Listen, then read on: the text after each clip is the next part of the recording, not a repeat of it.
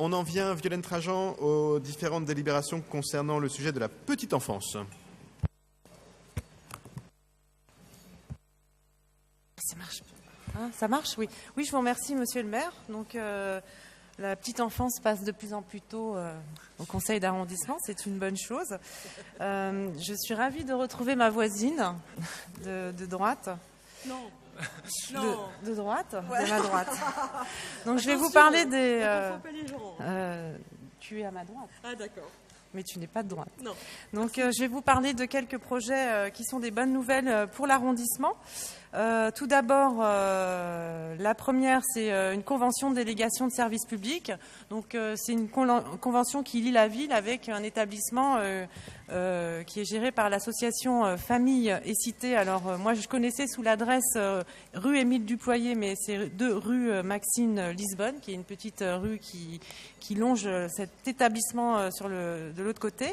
Donc, la bonne nouvelle, c'est qu'il y a un fonctionnement qui sera différent, puisque il sera proposé maintenant 15 repas au lieu de 10, c'est-à-dire que l'établissement pourra accueillir davantage de familles à temps plein. C'est une bonne chose parce que les besoins, nous le savons, des familles sont plutôt pour du temps plein.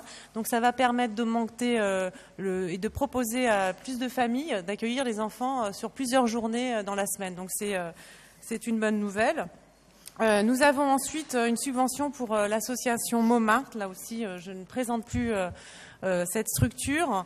Donc, elle a besoin d'une subvention pour continuer de fonctionner et d'accueillir les enfants. Donc, on le sait, après l'école, pour leur offrir un goûter, des devoirs et une offre culturelle variée. Donc, elle implique aussi des artistes et donc il y a une mutualisation des espaces.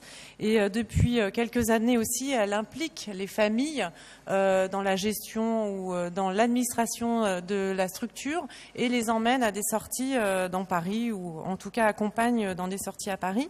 La troisième délibération, là aussi, c'est une bonne nouvelle pour les familles parisiennes puisque c'est via une convention avec la PHP de créer des places de crèches hospitalières. Donc là, en fait, ce serait de construire une crèche et on va innover dans la construction puisqu'il s'agira de construire une crèche démontable, donc en bois. Paris va expérimenter ce type de structure. Donc ce sera une quarantaine de places.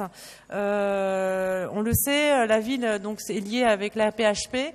Donc de plus en plus achète des places dans les crèches hospitalières, ce qui permet de proposer aux familles parisiennes et de tout venant des places avec à horaires décalés. Donc on le sait, on en a déjà une quinzaine dans les crèches de Bichat et Bretonneau. Donc c'est des horaires très tôt le matin, avant 6 heures du matin jusqu'à parfois 22 heures. Donc ça répond à un besoin aussi, on le sait, des familles. Enfin, la réalisation d'une crèche familiale 36 rue Mira. Là aussi, on en a déjà parlé en conseil d'arrondissement, ou en tout cas, Michel Nerneuf a dû présenter une délibération parce que c'était un projet qui datait de l'ancienne mandature. Donc là, il s'agira de construire un établissement de 30 places et ce sera des places de crèche familiale. Donc c'est un mode d'accueil différent et ça nous permettra aussi d'avancer sur la question de l'insertion ou de la reconversion ou la réorientation des crèches, des assistantes maternelles. Il y en a beaucoup dans le quartier de la Goutte d'Or qui cherchent à soit réorienter leur profession, soit travailler pour la ville de Paris. Donc là, ce sera aussi donc des nouvelles places de crèches familiales et l'embauche de nouvelles assistantes maternelles dans ce quartier. Et voilà.